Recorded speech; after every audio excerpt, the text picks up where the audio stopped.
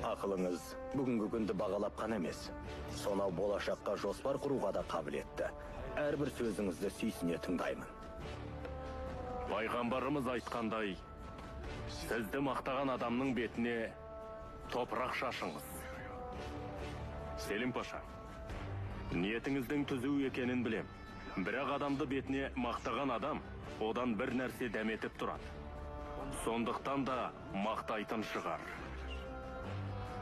Пайғамбарымыз бір уыс топырақ шаш дегені, яғни құр қол жіберіңіз дегенді білдіреді. Есте сақтаңыз. Теңіздің түбінде әнжу моншақтар да, тастар да жатыр.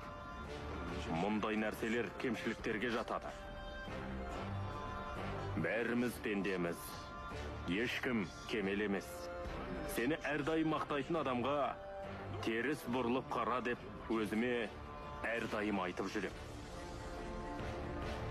Мақтау сөздеріне жауап қайтармай үнсіз тұрсаңыз, не сол адамның жолымен жүрсіз, не ол адам сізді өз жағына тартып алуды көздейді деген сөз.